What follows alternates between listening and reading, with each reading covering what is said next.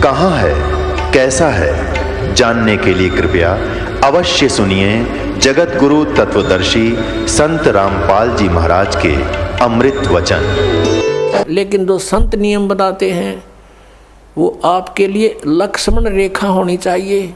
उसका उल्लंघन करते सीता का कितना विनाश हुआ, बिरानमाटी हुई और दुनिया मरवा दी। और उन्होंने कहा था इससे बाहर मत जाना तो सुरक्षित रहेगी। तो उस परमात्मा ने जो नियम हमें बना कर दिए हैं ये लक्ष्मण रेखा समझ लेना। अब जैसे एक विवाह हो रहा था किसी का, सामने डीजे बजावे, नाचे कूदे, बहन भी बेटी भी सारी, उनके फोटो उतार रखे। अगले दिन बारात में जा रहे थे, भाई का विवाह था लड़के का, तो उस शहर से यानी रोहतक से कलानौर के पास एक दुर्घटना होगी। वह दुल्हे वाली कार ही टकराएगी किसी दूसरे से, 5-6 मर गए, उसी दुल्हा भी मर गया और उसी परिवार के रिश्तेदार वो खुद मिलकर 5-6 एट द स्पॉट मृत्यु होगी। अगले दिन पेपर में आ रहा था उनका हाहाकार मचाते, बाढ़ पड़ रही, बहन बेटियां बुरी तरह रो रही है, एक दूसरे से लिपट रही है। अब बजा लो डीजे, कोई बात हुई यहाँ पर। तो संत कहते हैं जैसे नानक साहब जी से भक्त प्रसन्न करा करते कोई अनजान से कि महाराज जी आप यहाँ कुछ खोए खोए से रहते हो। तो उन्होंने कहा था भी ना जाने काल की कर डारे, किसी भी ढल जा पास आवे, और जिनाते सरते मौत खुड़क दी उन्होंने केड़ा हंसावे। हमें अपनी मौत दिखाई दे कि ना बेरा के बिजली गिर जाए, यहाँ तक टाइम सा पास करना हमने। फिर पूछा कि हे भगवान क्या आप कभी प्रसन्न नहीं होते? कि प्रसन्न होता हूँ जब मेरे अनुयायी मेरे द्वारा निश्चित किए हुए सत्संग के दिन वापस आ जाते हैं तो उस दिन मुझे खुशी का कोई ठिकाना नहीं रहता। क्यों? क्योंकि मुझे ये खुशी होती है कि इनको कोई काल का दूत नहीं टकराया, इनकी भक्ति का नाश नहीं किया, ये सुरक्षित हैं अभी तक। और जब ये यहाँ से जाते हैं, संसार में सब काल के ही ज्ञान से प्रभावित लोग हैं, ये मुझे चिंता बन जाती है कहीं इनको कोई भ्रमित ना कर दे और इनका जीवन नाश कर दे। क्या कहते हैं कि साध मिले साड़ी शादी होंदी और विछड़ दें दिलगिरी वे, अखदे नानक सुनो जी हाँ ना मुश्किल हाल फकीरी वे। कि साध मिले ये भक्त साध संगत जब वापस आती है मुझे आत्मा में बड़ी खुशी होती है कि ये सुरक्षित है, इनका कोई दीमक नहीं लगा काल का। और जब ये जाते हैं तब मुझे दिलगिरी होती है, दुख होता है कि मुश्किल हाल फकीरी वे, फकीरी माने साधना भक्ति, ये बड़ी मुश्किल बना दी काल के दूतों ने। जगह जगह एक गांव में मन 10-10 ढूंढे लाए बैठे हैं, कोई वैसे कोई क्रिया करते हैं, कोई झाड़ा लाता है। मिसगाइड करने वालों का कोई अंत नहीं। साध मिले साढ़े शादी होंदी, विछड़ जाए दिलगिरी वे, अखदे नानक सुनो जी हाँ ना मुश्किल हाल फकीरी वे। तो क्या कहते हैं कि ना जाने काल की कर डारे, किसी भी ढल जा पास आवे, और जिनाते सरते मौत खुड़क दी उन्होंने केड़ा हंसावे। अब यदि तुम परमात्मा का नाम लो और विवाह करो सिंपल वेत है।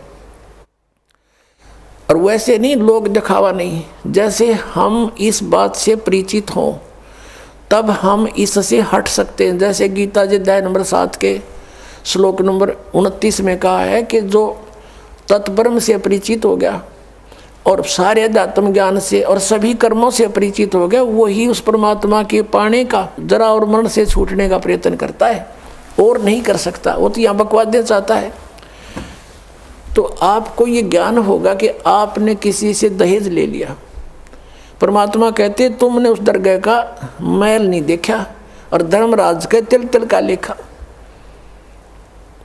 तो आप किसी से पैसे लेते हो रिश्वत से, चोरी से, या वैसे कोई धोखा दे करके लेकर नहीं देते हो, आपने एक एक पाई पाई का हिसाब देना पड़ेगा। तो हम क्यों अपने सिर में दर्द करें?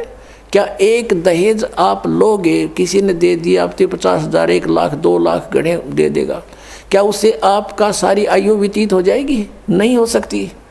परमात्मा पर आधारित होजिए और इस मंत्र का जाप कीजिए, जो दास आपको देगा। आपके भाग्य में ना होगा तो भर देगा, आपकी बेटी की किस्मत को भर देगा भगवान, उसको नाम से जोड़ दीजिए।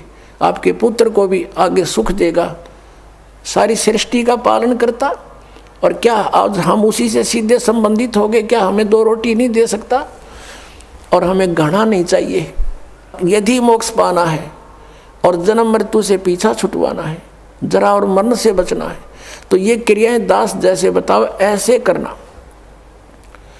हमने यहाँ आप कितनी कोठी बना ले, एक कमरे में एक चारपाई पर आपको स्थान मिलेगा, बाकी खाली रहेगी, वो व्यर्थ हुआ। तो व्यर्थ की बकवाद हमारे मन से आप हट जाया करेगी इस ज्ञान के आधार पर। अब कोठी बना रहा था एक व्यक्ति, और कोठी तैयार होगी, बैंक मैनेजर था, मुहूर्त करनी थी, संडे का दिन था, कोई सामान की आवश्यकता पड़गी, गोटी सूटी लाने के लिए सारी व्यवस्था कर रखी हैं। थोड़ी देर तो ब्राह्मण करे उड़ाला टोटर पर टोटर उसका करते हैं, फिर गोटी सूटी सारा सौदा शुरू हो जाता है, सब बुला रखे रिलेटिव और सब मित्र। वो खुद कोई सामान लेने के लिए गया था, स्कूटर उठा के यानी टू व्हीलर, और वहाँ एक टू व्हीलर से टू व्हीलर टकरा गई और पड़ गया। पड़ते कनपट्टी लगी फुटपाथ पे, पड़ते वही मर गया। अब चाट ले उसको कोठी ने, कई वर्ष की बात है, जब 3.5 लाख रुपए लगाए थे, पेपर में आई थी। अब वो गधा बन के उसके पीछे खड़ा भी ना होने दे कोई उसने। तो हमने ये देखना कि यहाँ जो हम करने जा रहे हैं ये क्या सांग है। सर्व सोने की लंका थी वह रावण से रणधीरम, एक पलक में राज विराजी जम के पड़े जंजीरम। वो तो सारे सोने के महल बनाए बैठा था, जैसे ईंट गारा हम प्रयोग करते ऐसे सोने की ईंट और उसी की गारा में बना रखे थे। और कहते हैं भक्ति बिना क्या होता ये भ्रम रहा संसार, रति कंचन पाया नहीं रावण चलती बार। 1 ग्राम गोल्ड नहीं ले जा सका रावण जब यहाँ से जाने लगा। तो इन बातों को याद करके हमने इनसे वापस भी हटना है,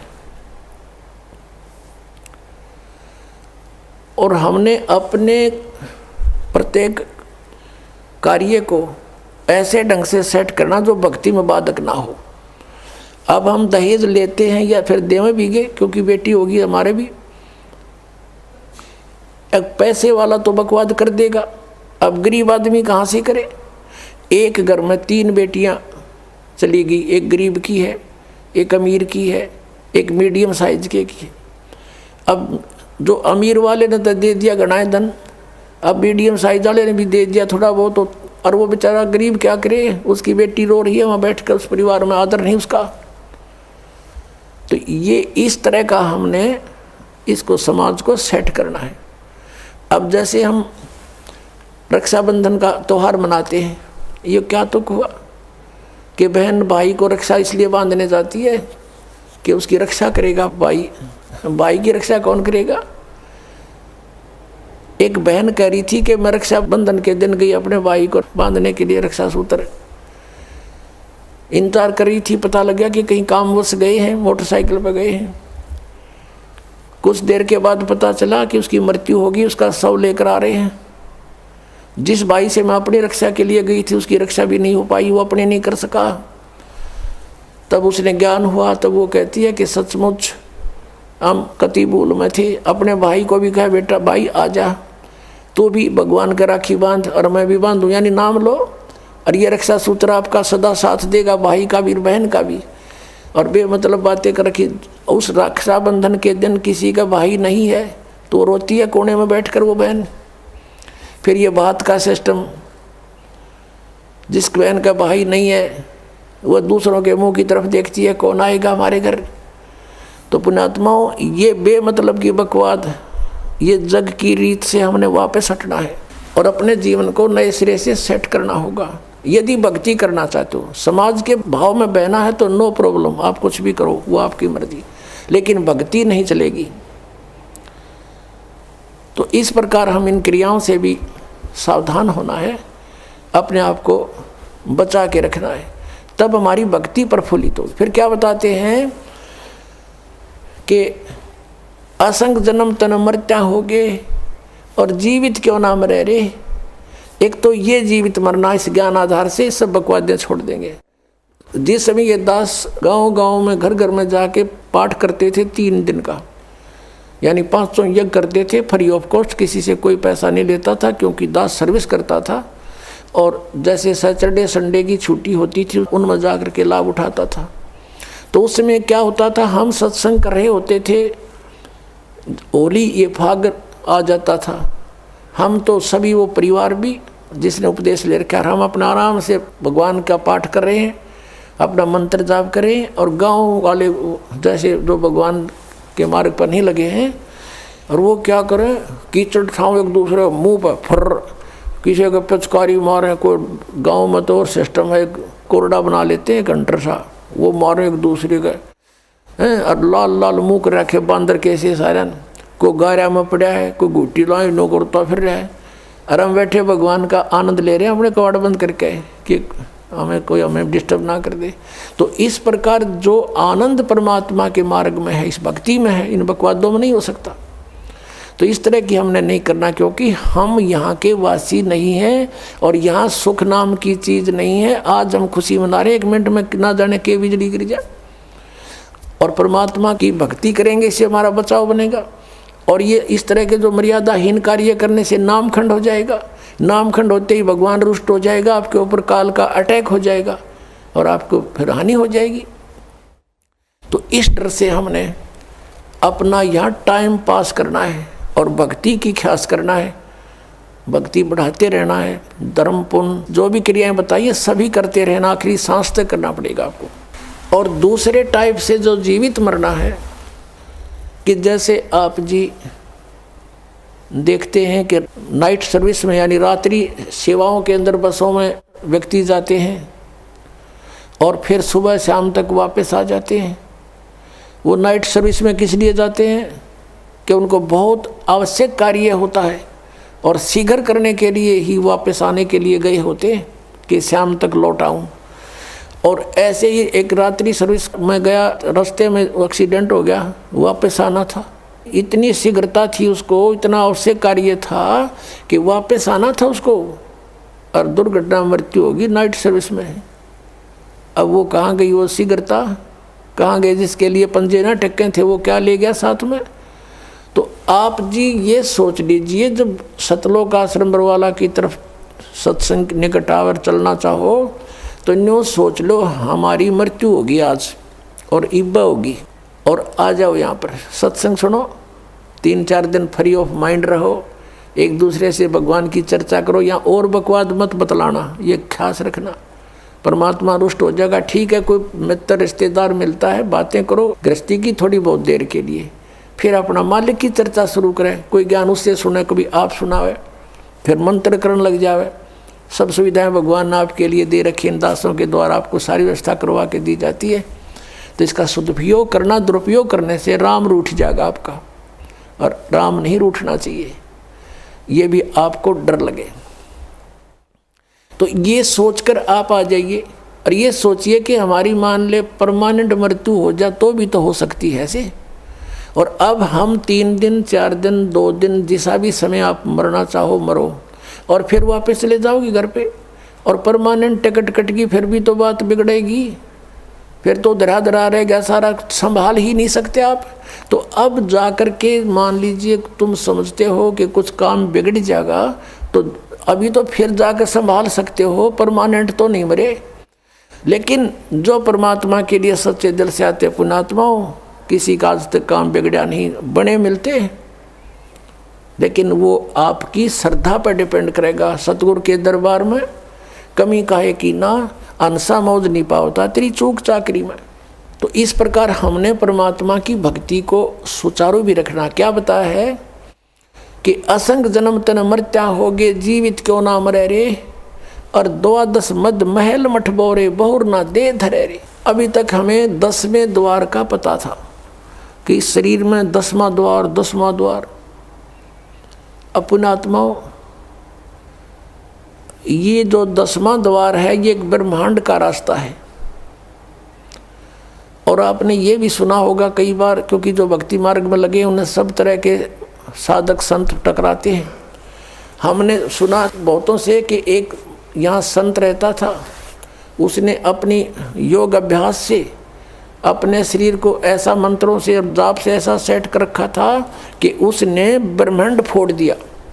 यानी उसका यहाँ से शरीर में एक सुराख मिला, जब उसका शरीर छूटा उसने अपना ब्रह्मांड फोड़ गया वो, यानी वो पार हो गया, 10वें द्वार पर पहुँच गया, 10वें द्वार पार कर गया। अपने आत्माओं 21 ब्रह्मांड है इस काल के। जिसने एक ब्रह्मांड पार कर लिया तो एक फिर और 21 ब्रह्मांड और हैं। अब इससे निकल कर वो फिर क्या करता है, ऊपर धक्के खाता है, ऊपर अपना समय व्यतीत करता है, घूमता रहता है इधर उधर भूत की तरह, प्रेत की तरह। फिर वहाँ से उसको जैसा भी उसकी सुविधा होती है, जैसे जिसकी भक्ति होती है, उसी लोक में उसको भेज दिया जाता है। वहाँ बैठकर वो अपना पुण्य पाप जो भी है उसका सारा भोग कर फिर पृथ्वी पर आता है। अब ये 12वां द्वार में भगवान का स्थान है। अब 10वां द्वार जो है, जो तो एक शरीर से निकलकर इस बॉडी से बाहर ब्रह्मांड में घूम रहा है। इस ब्रह्मांड से अलग भी और ब्रह्मांड है, और जब 21 ब्रह्मांड का एक स्थान है, 21वां ब्रह्मांड जो है, वहाँ पर ये काल विराजमान है। और उस 21 में ब्रह्मांड से फिर उस परब्रह्म के 7 संग ब्रह्मांडों में प्रवेश करने का एक द्वार है जो 11वां द्वार है। और इस अक्षर पुरुष के 7 संग ब्रह्मांडों को पार करके जब सतलोक में प्रवेश करने जाते हैं तो वो 12वां द्वार है। उस 12वें द्वार को पार करके फिर हम सतलोक में प्रवेश करेंगे, वहाँ हमारा निज ठिकाना है। अभी तक ये 10वां द्वार पर गाटा जोड़ रहे थे, और एक सिरफिरा है कोई संत वो ने कहा 11वां द्वार में बताया कबीर साहब ने। और उसको किसी ने कहा जी हमने सुना है एक संत बताता है कि 12वां द्वार है। नहीं 12वां नहीं है, तो 11वां का कि ठेका ले रहा है, 11वां है। तो यहाँ संतों ने परमात्मा जिनको मिला आदरणीय गरीबदास साहिब जी को, और ऊपर के सब ब्रह्मांड दिखा कर लाए।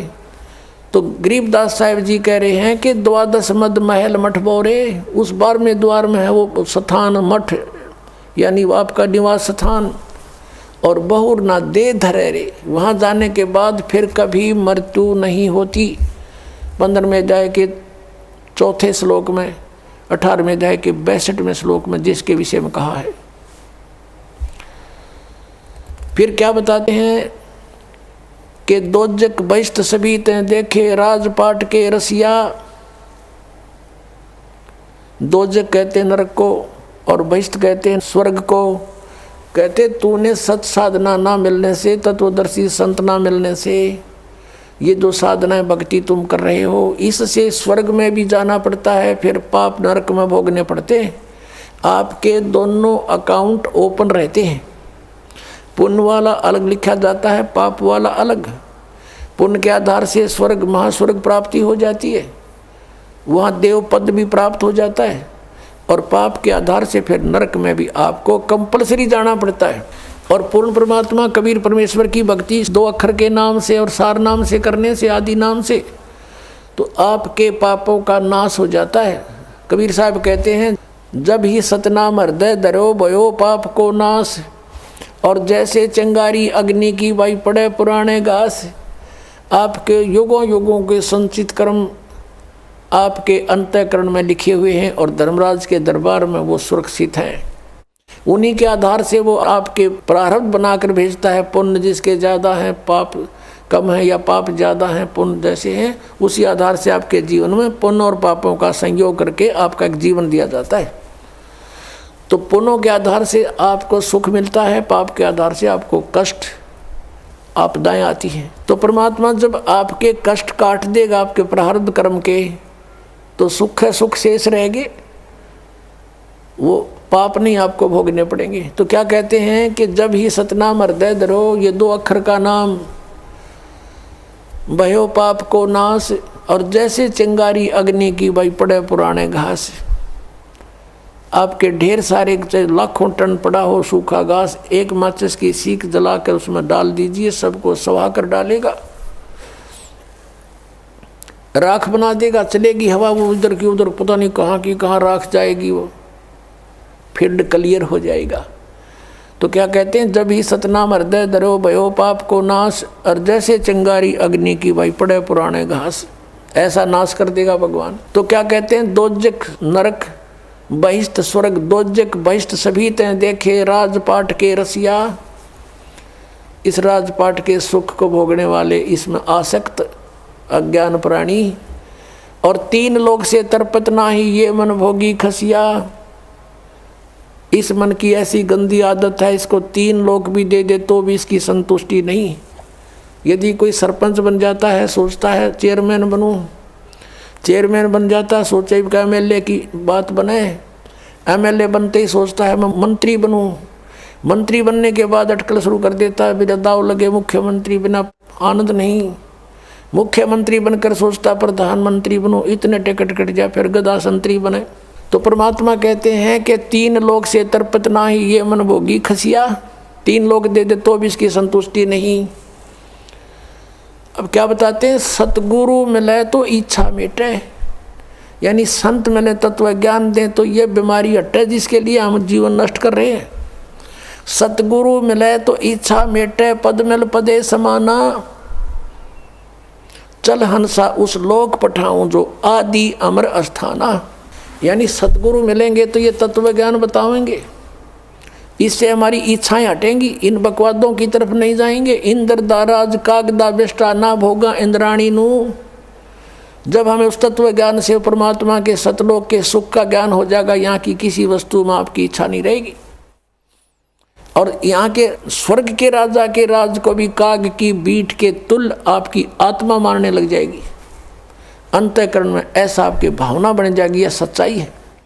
जब इंद्र का राज भोगकर फिर गदा बना आग लगे इसे राज के, तो अपने आप आत्मा स्वीकार करेगी, ये मन हट जाएगा, आपको छेड़ाछाड़ी नहीं करेगा फिर, क्योंकि आत्मा जाग जाएगी। अभी तक हम ये मन बकवाद करके यही फंसाए रखता है कि सतगुरु मिलेंगे तो यह इच्छा मिटेगी। और पद मिल पदे समाना, पद के 2 अर्थ यहाँ पर है। एक तो जैसे गीता जी अध्याय नंबर 15 के श्लोक नंबर 4 में कहा है कि उसके पश्चात तत्वदर्शी संत मिल जाए, जब परमेश्वर के उस परम पद की खोज करनी चाहिए, जहाँ जाने के बाद साधक फिर लौटकर संसार में कभी नहीं आते, और जिस परमेश्वर ने सब ब्रह्मांडों की रचना की है। और गीता ज्ञानदाता कहता और की भक्ति नहीं, केवल उसी की साधना करो तो वो परम पद मिलेगा, सतलोक। और पद मिल पदे समाना, यानी दूसरा पद वे ऑफ वर्शिप, पद्धति, पूजा की जो सत साधना है भक्ति की, उस पद मिल पदे समाना। जब सही भक्ति का मार्ग और 2 अक्षर का नाम मिल जाएगा, सतनाम, जिसमें एक ओम है, एक तत्गुप्त है, और आदि नाम मिलेगा, तब तुम्हें मोक्ष होगा। इन 5 नामों से मोक्ष नहीं, अन्य लाभ यहाँ संसारिक हैं बस। और वो 5 नाम नहीं है जो निरंकार ओंकार, ये नहीं, ये तो यूजलेस है। तो क्या बताया कि वो सही पद्धति, वो सही पद आपको मिलेगा भक्ति का मार्ग। तो उस पद मिल पदे समाना, उस सत साधना की प्राप्ति के उपरांत आपको वो परम पद मिलेगा, जहाँ जाने के बाद फिर लौटकर संसार में साधक नहीं आते। जरा और मरण सदा के लिए आपका समाप्त हो जाएगा। और ये कैसे होगा? पद मिलने से, पद्धति मिलने से, वे ऑफ वर्शिप ठीक होने से। पद मिल पदे समाना। फिर क्या बताते हैं? चल हंसा उस लोक पठाऊं जो आदि अमर अस्थाना। यानी आदरणीय गरीबदास साहब जी कहते हैं, जिनको परमात्मा मिले थे छुडानी गांव में, सतलोक से चलकर आए थे और उनको ऊपर लेकर गए थे, सब ब्रह्मांडों की सती थी, अपनी समर्थता से उनको परिचित करवाया था और फिर उनको वापस छोड़ दिया था उनकी बॉडी में। आदरणीय गरीबदास साहब जी गांव छुडानी, जिला झज्जर, हरियाणा में उनका जन्म हुआ था। 10 वर्ष के बालक थे। परमात्मा उनको निकाल कर ऊपर ले गए थे, आत्मा को, जीवात्मा को, और शरीर नीचे रह गया था। 5-6 घंटे लग गए थे। गांव वालों ने सोचा ये मर गया है, अंतिम संस्कार के लिए चिता पर रख दिया था। फिर परमेश्वर ने वापस वो आत्मा भेज दी कि जा बॉडी का नाश करवा देगा काल। तुरंत आगे उठकर फिर ये ज्ञान बोलने लगे। वो बता रहे हैं कि उस सतलोक के अंदर क्या सुख है। चल हंसा उस लोक पठाऊं जो आदि अमर अस्थाना, सदा से अमर है, जिसका कभी नाश नहीं होता। शाश्वतम स्थानम। गीता जी अध्याय नंबर 18 के श्लोक नंबर 62 में कहा कि अर्जुन तू सर्वभाव से उस परमेश्वर की शरण में जा। यानी गीता ज्ञानदाता से अन्य है, वो परम अक्षर ब्रह्म है। उसकी कृपा से ही तू परम शांति को और शाश्वतम स्थानम, आदि अमर अस्थान, उस सनातन परम धाम को प्राप्त होगा। और यहाँ गरीबदास साहिब जी कह रहे हैं कि सतगुर मिले तो इच्छा मेटे, पद मिल पदे समाना, और चल हंसा उस लोक पठावें जो आदि अमर स्थाना। वहाँ क्या सुख है? चार मुक्ति जहाँ चंपी करती माया होरी दासी, दास गरीब अब है पद पर से वो मिले राम अविनाशी। अविनाशी राम मिलेगा। अपनात्मा यहाँ की जो साधना इस काल सत्र की, ब्रह्म सत्र की चार मुक्तियाँ बताते हैं, और इन चार मुक्तियों का निर्धारित समय होता है। उसके बाद वो जीव उन मोक्ष को प्राप्त करके समाप्त करके स्वर्ग महास्वर्ग में फिर दोबारा इस पृथ्वी लोक पर अन्य योनियों प्राणियों के शरीरों को प्राप्त करता है। इंद्र कुबेर ईश की पदवी, ब्रह्मा वरुण धर्मराया और विष्णु नाथ के पुर को जाकर फिर भी वापस आया। ये चार मुक्ति भी यहाँ नाशवान है यहाँ की। और क्या बताते हैं कि जो सुख तुम्हें इन मुक्तियों से यहाँ प्राप्त है वो सतलोक में सदा बना रहेगा, कभी वो नष्ट नहीं होगा। चार मुक्ति जहाँ चंपी करती, चंपी माने आपके हाजिर खड़ी रहेंगी, उस सुख का कभी नाश नहीं होता, ह्रास नहीं होता, एंड नहीं है। चार मुक्ति जहाँ चंपी करती माया होरी दासी, और दास गरीब अब है पद पर से वो मिले राम अविनाशी। अब जैसे आप जी ने गीता अध्याय नंबर 15 के श्लोक नंबर 16 और 17 में 3 पुरुषों की जानकारी प्राप्त हुई। सरपुरुष तो सीधा ही सर्वान नाशवान पुरुष माने प्रभु, 21 ब्रह्मांड का स्वामी, ये ब्रह्म काल ज्योति निरंजन है। अक्षर पुरुष ये परब्रह्म कहते हैं इसको, जो 7 संग ब्रह्मांड का स्वामी है। इसकी लंबी उम्र आपको बता दी कितनी है, फिर भी इसकी मृत्यु है। इसलिए 15वें अध्याय के 17वें श्लोक में कहा कि उत्तम पुरुष है तो अन्य परमात्मा इति उदाहरते। यह लोग तरम अविषय विवर्ती अवय ईश्वर है। इन दोनों से सरपुरुष और अक्षर पुरुष से तो उत्तम पुरुष श्रेष्ठ परमात्मा तो कोई और है, और वही परमात्मा कहलाता है। परमात्मा का अर्थ है कि जो कभी दुख नहीं दे, श्रेष्ठ आत्मा, कोई मृत्यु नहीं किसी चीज़ का, उसके अंतर्गत उसकी शरण में उसके राज्य में कोई अभाव ना हो, किसी प्रकार का कष्ट नहीं देता, वो भगवान यानी परमात्मा श्रेष्ठ आत्मा होता है। तो वो परमात्मा और फिर वो ही अविनाशी, अवास्तव में अविनाशी परमात्मा है वो, और वही तीनों लोकों में प्रवेश करके सबका धारण पोषण करता है। जिसका जैसा संस्कार यहाँ भी है वो भी उसी के आदेश से आगे आवंटित होता है, सबको उसी के आदेश से निर्धारित नियम से मिलता है। और यहाँ क्या बताते हैं? चार मुक्ति जहाँ चंपी करती माया होरी दासी, और दास गरीब अभय पद पर से वो मिले राम अविनाशी। ओए होए। गीता अध्याय नंबर 15 के श्लोक नंबर 17 में जिस अविनाशी वास्तव में विनाशी परमात्मा है वो मिलेगा इस साधना से। कौन सी साधना से? राम नाम जप कर थर होई, ओहम सोहम मंत्र दोई। एक सतनाम है 2 अक्षर का, उस 2 अक्षर के सतनाम के जाप से आपका स्थिर स्थान मिलेगा। राम नाम जप कर थर होई, ये 2 अक्षर का मंत्र सोई। ये 2 अक्षर का मंत्र जो है ये है सतनाम, और इससे आपको स्थिर स्थान मिलेगा। राम नाम जप कर थर होई, थर माने स्थाई, स्थाई होना, कभी जन्म मृत्यु नहीं होती, वहाँ चले जाना। अब जैसे एक नामदेव जी महात्मा हुए हैं, जैसे आपको कल भी बताया था, वो पहले ओम नाम का जाप ही करते थे।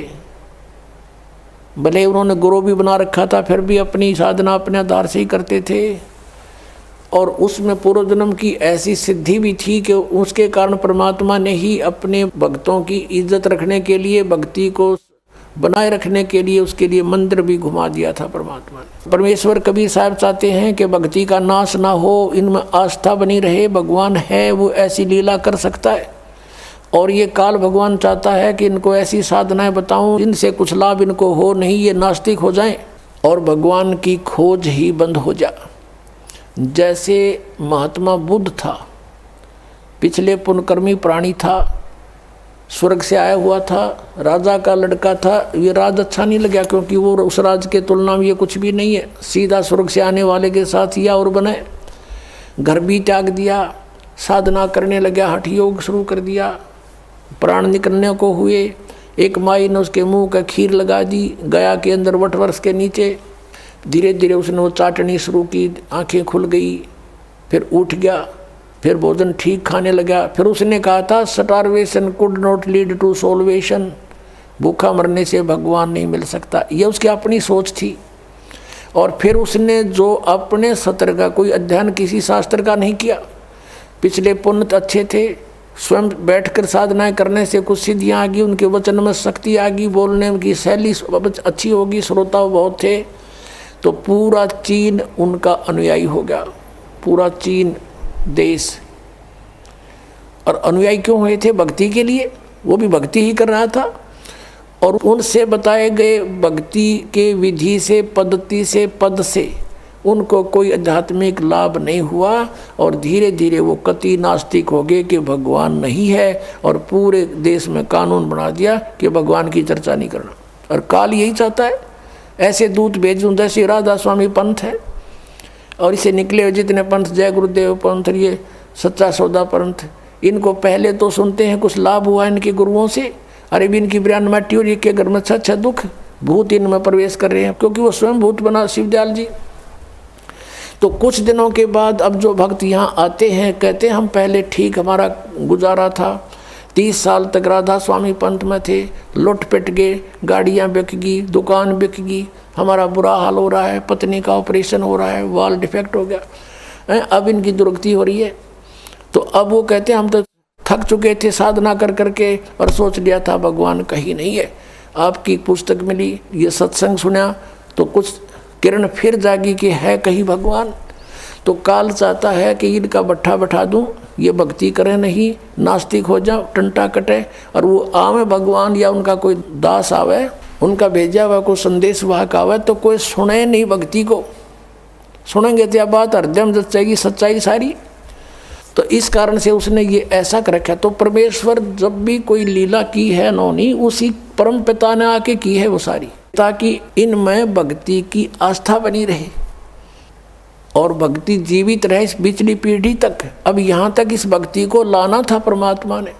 अब ये भक्ति अंतिम सांस गिने थी, ये सत्कर मान लेना। और 10-20 वर्ष के अंदर ये सब भक्ति खत्म हो जाती, कोई नहीं राम नाम लेता, और सोच लेते परमात्मा कहीं नहीं है। ऐसे समय में परमात्मा ने आके फिर आप पर मेहर बख्शी है। आप पुण्यात्मा हो, पहले से चार्जड हो, आपके अंदर पिछले जन्मों से भक्ति की प्रेरणा फिर से जाग रही है। इसके कारण आप कोई कहीं किसी पंथ के मिले, कभी किसी संत से मिले, आप भटक रहे थे, आपको ये सत संदेश मिल गया।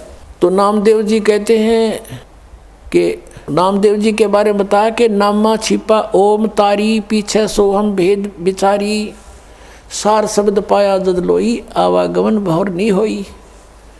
नामदेव जी ने भी इन 2 अक्षर के नाम का, सतनाम का जाप किया। कल आपको बताया था श्री गुरु नानक देव जी के विषय में, उनकी समुद्र की साखी में आपको दिखाया कि वो 2 अक्षर का मंत्र जाप करते थे। और ये संत मत भाग प्रकाश 4 में राधा स्वामी पंथ के सामने सिंह जी कहते हैं 261 पृष्ठ पे कि 2 अक्षर का भेद बतावे, सोए गुरु पूरा कहावे।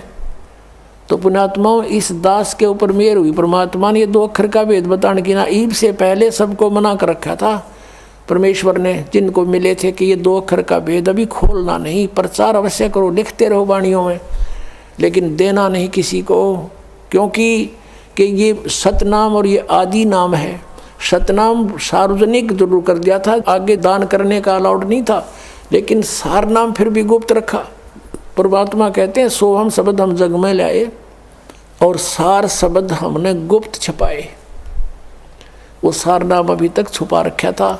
अब इस दास पे कृपा की है, क्योंकि अब ये सभी पंथ नष्ट हो जाएंगे। नष्ट का मतलब है ये वहाँ नहीं रहेंगे, इनके साधक उनके साथ नहीं रहेंगे। जब इस ज्ञान का पता लगेगा, कौन नहीं चाहता भगवान को, कोई महामूड होगा तो पड़ा रहेगा वहाँ पर, उसका कोई लेखा ही नहीं, उसका तो अकाउंट ही नहीं इस मार्ग में। अब क्या बताते हैं कि चातुर प्राणी चोर हैं और मूड मुग्ध हैं ठोठ, संतों के निकाम के इनको दे गलजोट। अब ये चतुर प्राणी थे जो हजूर जी से दोगे और हम ऊंची मंजिल में जाते हैं, बड़े दूर खबर लेकर आते हैं, टट्टू का भी ना पता, इन सतनाम का नहीं पता, ये गए कौन सी मंजिल में होंगे। अंडरस्टूड है ये, इनके नाम साधना के सारे व्यर्थ, वो 2 अक्षर का नाम नहीं, फिर पूरे गुरु कहाँ थे ये राधा स्वामी वाले। तो पुण्यात्माओं से प्रार्थना है कि परमात्मा ने जो इतना कुछ प्रयत्न किया है, इतने समय तक इंतजार किया है, भी समझ लो इसको और आ जाओ भगवान के चरणों में, कल्याण हो जाएगा। बोलो सतगुरुदेव।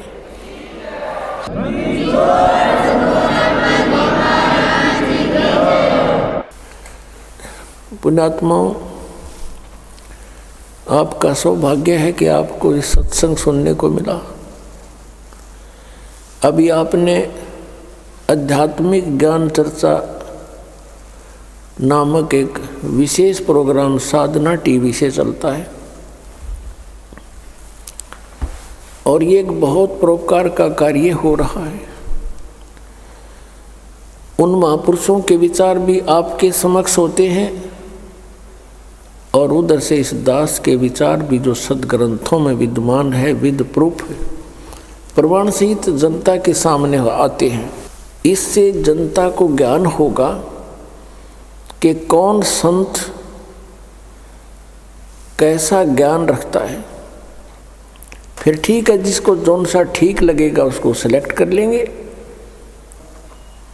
श्री तुलसी साहेब जी, तुलसीदास जी जो मथुरा जय गुरुदेव के प्रमुख हैं, उनसे प्रश्न किया गया कि मोक्ष प्राप्त प्राणी सतलोक में भिन्न रहता है या ऐसे समा जाता है परमात्मा में जैसे बूंद समुद्र में। तो उन्होंने यही बताया कि वहाँ मोक्ष प्राप्त प्राणी अमर लोक में जाकर, सतलोक में जाकर अमर पद को प्राप्त होकर के ऐसे परमात्मा सतपुरुष में लीन हो जाती है जैसे जल की बूंद जल में समा जाती है। पुण्यात्माओं, इनको सतलोक का कख भी पता नहीं, क ख भी ज्ञान नहीं लोगों को, और करोड़ों जीवों को मिसगाइड कर दिया, भ्रमित कर दिया। जैसा कि ये दास बार बार बताता है कि ये जितने भी गुरुपद पर विराजमान है ये बहुत पुण्यात्मा है पूर्व जन्म की, और ये काल के फंस गए, इनका दुरुपयोग कर रहा है, अपने लिए इनको प्रयोग कर लिया, जीवों का नाश करने के लिए इनको गुरुपद पर बैठा दिया। और इनको पिछले जन्म से थोड़ी बहुत सिद्धि भी होती है। और पुण्यात्मा, इस दास ने राधा स्वामी पंथ के सभी संतों के इतिहास को गहनता से पढ़ा है, जाना है। श्री शिवदयाल जी जो राधा स्वामी पंथ का प्रवर्तक माना जाता है, उससे भी ज़्यादा पुण्यात्मा थे ये तुलसीदास जी मथुरा वाले जो जय गुरुदेव पंथ के प्रमुख हैं। उनसे भी ज़्यादा पुण्यकर्मी, अधिक भक्ति शक्ति युक्त थे। उन्होंने तो 18 वर्ष तक, 15 वर्ष, 17 वर्ष जैसे वो बताते हैं, एक बंद कमरे में बैठ कर अपनी बैटरी चार्ज की सिद्धियाँ प्राप्त की। और ये 1954 से सत्संग करने लग गया, ये युवा ही था उसमें। और इसके पूर्व जन्म की इतनी बैटरी चार्ज थी। 1971 में इसने एक भविष्यवाणी की जो कि इस दास के लिए थी। अब पुण्यात्मा आपको फिर दिखाते हैं कि जो संत, ये मानता होती है उन संतों की जो सच्ची बोल देते हैं। इसने 1971 में ये कहा था कि उस महापुरुष का जन्म हो चुका है, वो 20 वर्ष का हो चुका, 7 सितंबर 1971 को। इस दास का जन्म 8 सितंबर 1951 को हुआ। ये आपके पास पुस्तकों में विद्यमान है पहले से ही, कोई यूँ नहीं कि इसको देख कर ईब बताने लग गए हों। 7 सितंबर 1971 को दास पूरा 20 वर्ष का हो गया। 8 सितंबर को 21वां वर्ष शुरू हो गया दास का। उसके विषय में इनकी दिव्य दृष्टि काम करे थी 1971 तक, और 40 साल के बाद आज उनकी दिव्य दृष्टि कति ब्लॉक होगी, क्योंकि वो जो सिद्धि शक्तियाँ थी, भक्ति थी, वो नष्ट होगी। किसी को आशीर्वाद दिया, किसी को किसी प्रकार से इसने भक्ति आगे की को ना, क्योंकि साधना ठीक नहीं थी। इनके मंत्र सभी काल के, 500 नाम काल के। तो जैसे पहले बैटरी चार्ज होती है इन्वर्टर की, वो सब काम करती है, भले ही उसके ऊपर चार्जर ना लगा रखा हो, और वो सब काम करती है। फिर धीरे धीरे बैटरी डाउन हो जाती है और एकदम इन्वर्टर काम करना बंद हो जाता है। कभी झपके मारे, कभी आवे, कभी जा, और फिर कति बंद हो जाता है। आज इस जय गुरुदेव पंथ के प्रमुख श्री तुलसी साहिब की वो सतिथि हो चुकी है। आज इसको कख पता नहीं, और 1971 में इसकी दिव्य दृष्टि काम करे थी। इसने क्या बताया है, देखो इसकी महानता है। अपने से अन्य की बड़ाई बड़ा व्यक्ति कर सकता है, सच्चाई वही बोल सकता है। ये महान आत्मा थे, लेकिन अब ये -0 हो चुके हैं आज के दिन, क्योंकि आगे भक्ति इनकी शास्त्र अनुकूल नहीं, 2 अक्षर का नाम नहीं जिससे कुछ लाभ मिलना था। ये 500 नाम काल के जाप करते हैं और औरों को भी दे रहे हैं, और करोड़ों शिष्य बना करके अपने सिर पर इन्होंने बाहर रख लिया। इनको मिसगाइड करने का महा अपराध कर लिया इस महापुरुष ने। ये और इसको महा कष्टदायक होगा आगे जा करके। 1971 में इन्होंने क्या भविष्यवाणी की, आपके रूबरू कराते हैं। एक पुस्तक है जय गुरुदेव की अमर वाणी, इन्हीं की छापी हुई है, देखिएगा। जय गुरुदेव की अमर वाणी भाग 2। हरिओम मंदिर का लटकटवा दिया इसने, करोड़ों रुपये, अरबों रुपये लगा दिए इसमें। बताइए क्या काम आओगा इसके मेरे पास है। ये है ये महाराज, इनके हाथ गल चुके हैं अभी, पैरों में भी डिफेक्ट हो गया बेचारे के, क्योंकि सत साधना मिली नहीं। पुण्यात्मा थे, भगवान के लिए निकले थे। ये कहाँ से, प्रकाशक कौन है, दिव्या शर्मा, 88 साकेत कॉलोनी, मथुरा उत्तर प्रदेश। मुद्रक हैं अर्जेंट प्रिंटर्स, पुराना बस स्टैंड, मथुरा उत्तर प्रदेश। अब देखिएगा इसके 50 पृष्ठ पर आपको दिखाते हैं। ये 50 पृष्ठ है। शाकाहारी पत्रिका 7 सितंबर 1971 को इसने अपनी स्टेटमेंट दी है। इस पत्रिका में यह छपी थी, उसमें से संग्रह करके पुस्तक बनवाई है। 7 सितंबर 1971 को ये क्या कह रहे हैं कि वो महापुरुष 20 वर्ष का हो चुका है। दास का जन्म 8 सितंबर 1951 को हुआ, तो 7 सितंबर 1971 को ये दास रामपाल दास 20 वर्ष का हो चुका था। 8 सितंबर को 21वां वर्ष शुरू हो जाता है। इन्होंने क्या कहा है यहाँ से देखिएगा। ये है, ये यहाँ से हम यहाँ से पढ़ेंगे अपने मतलब की। इसके अंदर जो लिखा है, वह अवतार जिसकी लोग प्रतीक्षा कर रहे हैं 20 वर्ष का हो चुका है। कब? 7 सितंबर 1971 को। और यदि उसका पता बता दूं तो लोग पीछे पड़ जाएंगे। अभी ऊपर से आदेश बताने के लिए नहीं हो रहा है।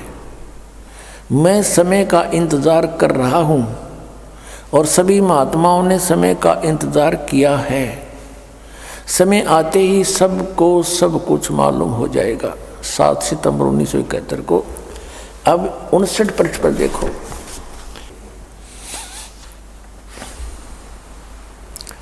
28 अगस्त 1971 को इसने क्या कहा था कि महापुरुष का जन्म भारतवर्ष के एक छोटे से गांव में हो चुका है और वह व्यक्ति मानव इतिहास का सबसे महत्वपूर्ण व्यक्ति बनेगा।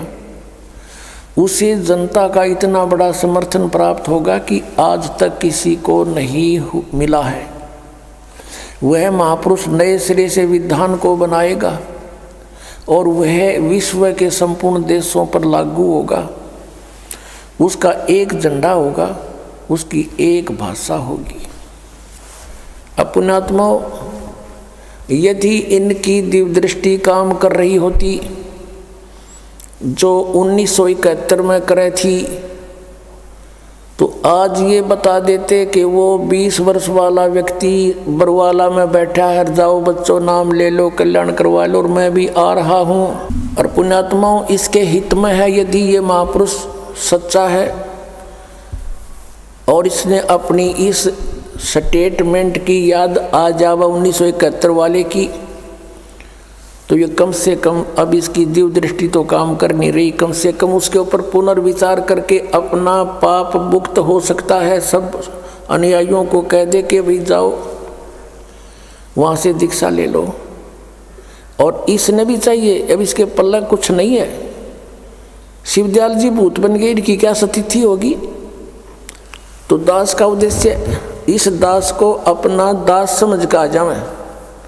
सभी महापुरुष संत जितने हैं ये भगवान के लिए ही तो घर छोड़ा, इन्होंने परमात्मा के पाने के लिए इन्होंने ट्राई की, फिर इनको गुरुपद दे दिया, लेकिन वो नकली माल था सारा।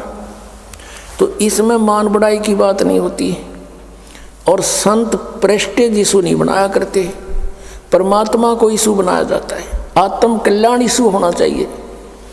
और आत्म कल्याण इस दास के अतिरिक्त इस विश्व में किसी के पास वो साधन नहीं जिसका हो सके। 2 मंत्र के जाप से मोक्ष होगा, उस सत्य नाम से, वो 2 अक्षर का मंत्र है। और तीसरा सारनाम आदि नाम जिसको कहते हैं, इन 3 मंत्रों से मोक्ष होगा। जो ये 5 नाम हैं इन कमलों के, ये केवल सांसारिक सुख रिद्धि सिद्धि इनमें आ जाती हैं। जैसे गणेश जी के जाप से सिद्धियां आ जाती, लेकिन अकेला जाप करने से अब इनको सबको मिक्स करके जाप कराया जाता आपसे। जैसे अकेला कोई सूंठ खावे, सौंठ, तो उसका अलग से लाभ होगा, और उसको अन्य औषधियों में मिलाकर खाया जाता है, उसका एक विशेष और गुण बन जाता अच्छा। तो इन सभी मंत्रों का जो आपको दिए जाते हैं, ये ओंकार, निरंकार, ज्योति निरंजन, ये नहीं है, ये सतनाम ये नहीं है। वो मंत्र इनसे भिन्न है।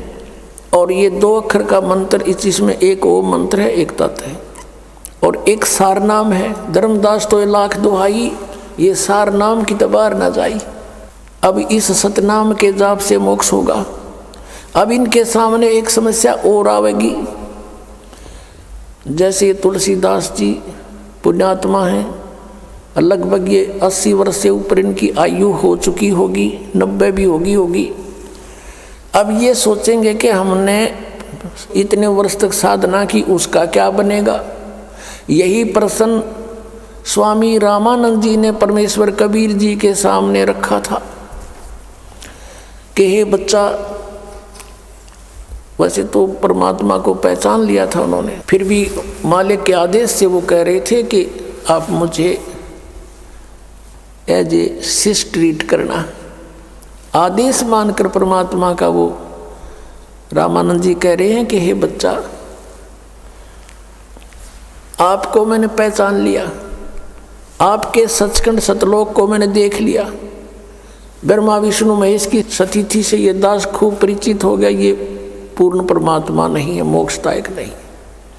और अभी तक मैं विष्णु जी को इष्ट मानकर पूजा करता था, और आपने संकेत दिया तो मैंने इन ग्रंथों को देखा। सचमुच गीता जी में भी 3 गुणों की पूजा व्यर्थ बताई है, रजगुण ब्रह्मा, सतगुण विष्णु, तमगुण शिव जी। 7वें अध्याय के 12 से लेकर 15 मंत्र में गीता जी। लेकिन एक शंका का समाधान कीजिए भगवान, अब मैं 104 वर्ष का हो गया और 16 वर्ष की आयु से मैं घर त्याग कर भक्ति करने लगा था। अब मेरी उस भक्ति का क्या होगा? अब उसका क्या बनेगा? आप पुण्यात्माओं, परमात्मा ने कहा कि आप अभी तक मैट्रिक तक की पढ़ाई पढ़ रहे थे, 10वीं तक की पढ़ाई पढ़ रहे थे, और इसी को बार बार इसी में रिपीट होते रहे, इसी में दोबारा प्रवेश पाते रहे। मृत्यु होगी, स्वर्ग गए, वहाँ पुण्य खत्म किए, फिर आगे फिर यही पढ़ाई पढ़ने लगे। अब इससे आगे की पढ़ाई पढ़ो, और वो सिलेबस अलग है और उसके टीचर भी अलग होते हैं। तो आपका कुछ नहीं बिगड़ा है। आप ये भक्ति शुरू करो जो ये दास बतावेगा, परमेश्वर कहते हैं। तो रामानंद जी कहते हैं कि मैं अब कैसे इस पढ़ाई को पूरा कर सकूंगा। परमात्मा ने कहा कि ये मेरा काम है, आप दीक्षा लीजिए और स्टार्ट कीजिए। और कहा कि जीवन तो थोड़ा ही भला, जब सत सुमरण हो और लाख वर्ष का जीवना कोई लेखे दरे नहीं कोई। अगर सत साधना है, शास्त्र अनुकूल साधना है, 2 मंत्र की साधना है, तो जीवन तो थोड़ा ही भला। जब ये सच्चा सुमरण हो, ये सही मंत्र हो और लाख वर्ष इस गलत साधना के से कहते लिखत रहने को। और पुण्यात्मा इस सतनाम के एक सिमरण का ये श्वास से सिमरण होता है। कबीर साहब कहते हैं, कहता हूँ कई जात हूँ, कहूँ बजा के ढोल, और श्वास जो खाली जात है यूँ 3 लोग का मोल। आइए अब हम उन श्रद्धालुओं के अनुभव जानते हैं जो जगत गुरु तत्वदर्शी संत रामपाल जी महाराज जी से दीक्षा प्राप्त कर चुके हैं तथा उनके द्वारा बताए गए भक्ति मार्ग पर चल रहे हैं। नमस्कार जी। नमस्कार सर। क्या नाम है बहन जी आपका? प्रतिमा दासी। बहन जी आप कहाँ से आए हैं? भगत जी में जिला सतना एमपी। बहन जी संत रामपाल जी महाराज से नाम दीक्षा आपने कब ली? सर मैंने 5 फरवरी 2018 को संत रामपाल जी महाराज से दीक्षा ली। बहन जी संत रामपाल जी महाराज से नाम दीक्षा लेने से पहले क्या आप कोई भक्ति साधना भी करते थे? सर मैं संत रामपाल जी महाराज से भक्ति साधना करने से पहले मैं देवी देवता की पूजा करती थी, खास करके काली माता की मैं बहुत भक्ति करती थी। 9 दिन मैं व्रत उपवास करती थी, जो कि मैंने पानी भी नहीं पीती थी, निर्जला उपवास करती थी और पैरों पे चप्पल भी नहीं पहनती थी और 9 दिन बहुत भक्ति करती थी। ये भक्ति साधना करते हुए मुझे कोई लाभ तो नहीं हुआ, पर ढेर सारी हानियाँ हुई। सबसे पहले तो मुझे ये हानि हुई कि मेरे को हमेशा बुखार और मेरे को पेट पे दर्द बना ही रहता था, जिसके कारण मैं किसी भी कार्य में ध्यान नहीं लगा पाती थी, ना पढ़ाई पे, किसी भी चीज़ पे। और जब मैं मंदिर जाती थी, किसी भी तरह की कोई भी मंदिर में जाती थी, तो मुझे ना महाकाली जैसा प्रकोप होता था, तांडव टाइप का करती थी, डांस करती थी उन्हीं की तरह। और महाकाली का सीरियल वगैरह कुछ भी देखना मुझे बहुत पसंद था, मतलब महाकाली मुझे बहुत अच्छी लगती थी। पर इसके साथ साथ मुझे तकलीफ भी बहुत होती थी। उसके दौरान मुझे बीमारी भी हुई, कैंसर होते होते रह गया मुझे। मेरा ऑपरेशन हुआ तो बताया गया कि अगर आज आपका ऑपरेशन नहीं होता तो आपको 24 घंटे के अंदर वो पंपिंग हो जाता, सिस्ट में पानी जो था वो पंपिंग होता, जिससे आपको बीमारी हो जाती, वो कैंसर का रोग हो जाता। तो फिर संत रामपाल जी महाराज की शरण में आप कैसे आए? सर मेरे को एक दिन, जहाँ मैं जॉब करती थी, ऑफिस था, कलेक्ट्रेट ऑफिस में मैं जॉब करती थी, वहाँ पे प्राइवेट सेक्टर पे एक शिष्या थी संत रामपाल जी महाराज जी की, जिनका नाम मंजू दासी है। उनके हाथ पे मैंने वो टेली काउंटर देखा था, तो मैंने पूछा था कि ये क्या चीज़ है, मुझे बताओ। तो उन्होंने संत रामपाल जी महाराज के बारे में बताया मुझे, और मैंने उनको अपनी समस्या बताई कि अगर मुझे ये समस्या ठीक होती है तो मैं गुरु जी से नाम दीक्षा लूंगी। तो उनके बताने अनुसार उन्होंने मुझे मंदिर लेके गई। उन्होंने कहा आप केवल मंदिर चलो मेरे साथ और आपको कुछ भी नहीं होगा, आप मेरे साथ रहोगे।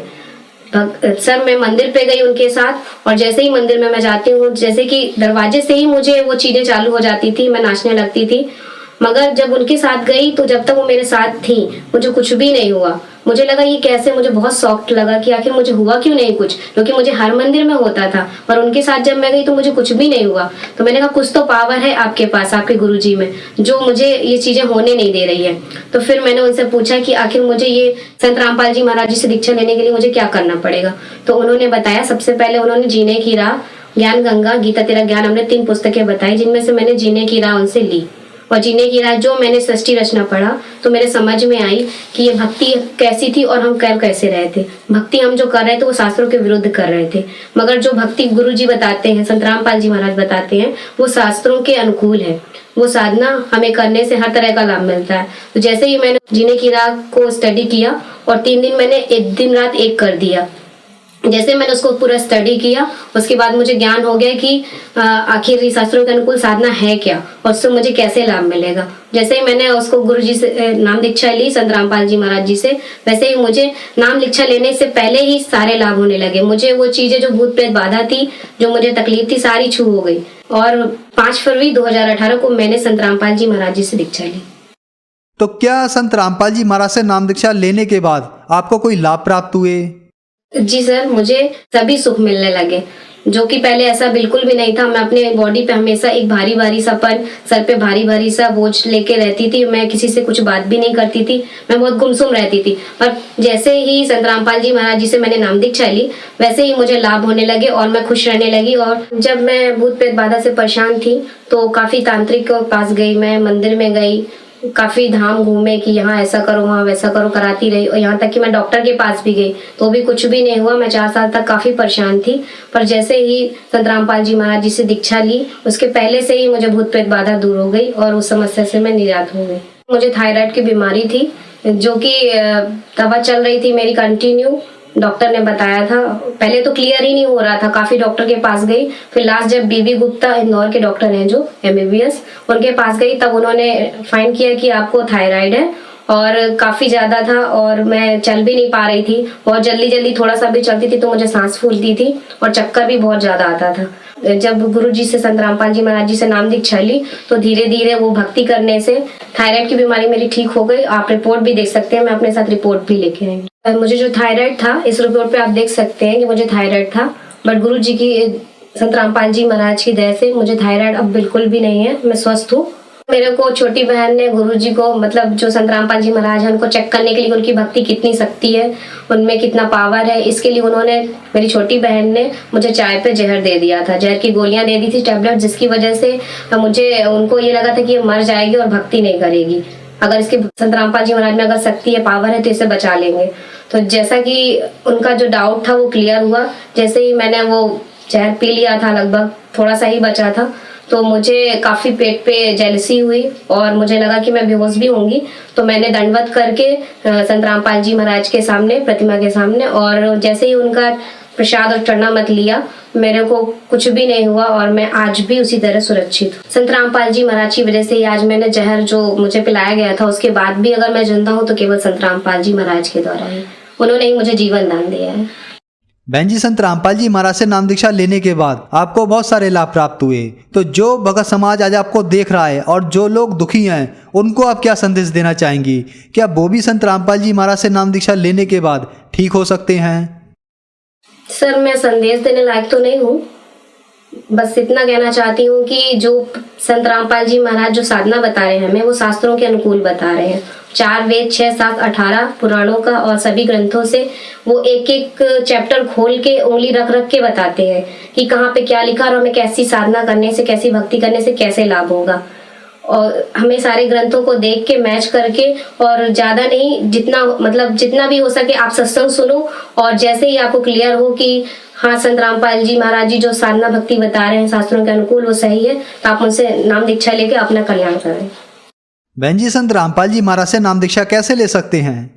संत रामपाल जी महाराज से नाम दीक्षा लेने के लिए आज तो हर जिले में नामदान सेंटर खोले गए हैं। आप जिस जिले पे रहते हैं उसी जिले पे आप नामदान सेंटर पता कर सकते हैं। न्यूज चैनल पे सत्संग आता है, जिसे आप देख सकते हैं। उसके नीचे पीली पट्टी आती है जिसपे लिखा रहता है कि आप नाम दीक्षा लेने के लिए नंबरों पे कॉल करें, तो आपको पता चलेगा कि कहाँ पे कौन सा नामदान सेंटर किस जिले में। आप जिस जिले में रहते हैं वहीं पे आपको ये सुविधा प्रोवाइड होगी और आप नाम दीक्षा लेकर, आप भक्ति करके आप अपना जीवन कल्याण करें। धन्यवाद बहन जी। धन्यवाद सर।